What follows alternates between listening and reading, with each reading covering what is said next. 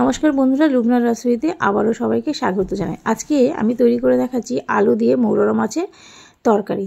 তার জন্য সবার আগে আমি কড়াই বসিয়ে দিয়েছি। কড়াইটা যখন খুব ভালো মতো গরম হয়ে গেছে তাতে পরিমাণ মতো দিয়ে দিলাম সর্ষের তেল। তেলটা থেকে যখন ধোঁয়া ওটা গরম হয়ে গেছে, এবার তাতে মৌরলা মাছগুলো দিয়ে ভেজে নেব।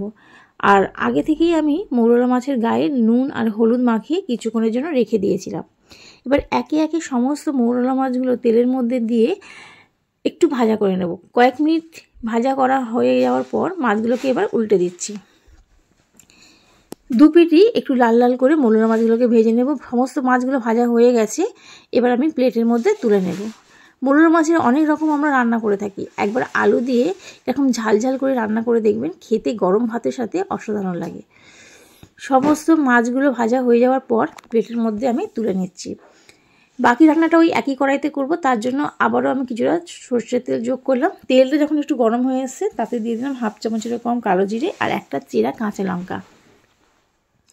ফোড়নটা কয়েক সেকেন্ড নাড়াচাড়া করে দিয়েছি। তারপরে তাতে স্লাইস করে কেটে রাখা অল্প একটু পেঁয়াজ দিয়ে দিলাম, দিয়ে ভালো করে তেলের মধ্যে মিশিয়ে নিয়েছি। আর পেঁয়াজের যখন রঙটা একটু পাল্টাতে শুরু করেছে তাতে আগে থেকে কেটে রাখা লম্বা করে আলুগুলোকে দিয়ে দিলাম, দিয়ে তেলের সঙ্গে একটু ভালো করে মিশিয়ে নেব।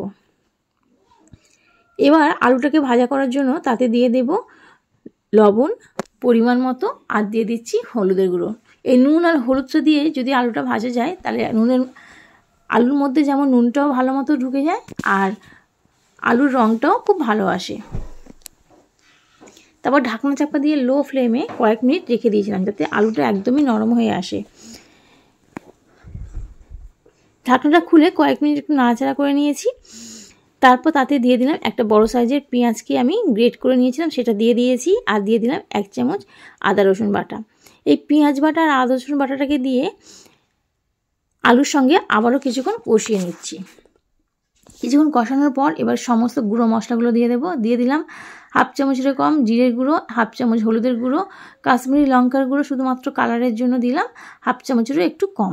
সমস্ত শুকনো মশলাগুলোকে দিয়ে আলুর সাথে খুব ভালো করে কষিয়ে নিয়েছি। তারপরে স্লাইস করে কেটে রাখা একটা মিডিয়াম সাইজের টমেটোটাকে দিয়ে আবারও আলুর সাথে মিশিয়ে নিচ্ছি। এখানে কোনো রকম জলের ব্যবহার করব না, খুব সামান্য পরিমাণে বাটি দেওয়া একটু জলটা দিয়েছি। দিয়ে সমস্ত কিছু মিশিয়ে ঢাকনা চাপা দিয়ে রেখে দিলাম যাতে টমেটোটা একটু নরম হয়ে আসে। 2-3 মিনিট পর ঢাকনাটা খুলে দিচ্ছি। দেখুন টমেটোটা অনেকটা ভেঙে গেছে, মানে নরমও হয়ে এসছে। আবারও ভালো করে এটাকে মিশিয়ে নিচ্ছি। আলুটা একদমই ভালো করে সিদ্ধ হয়ে গেছে।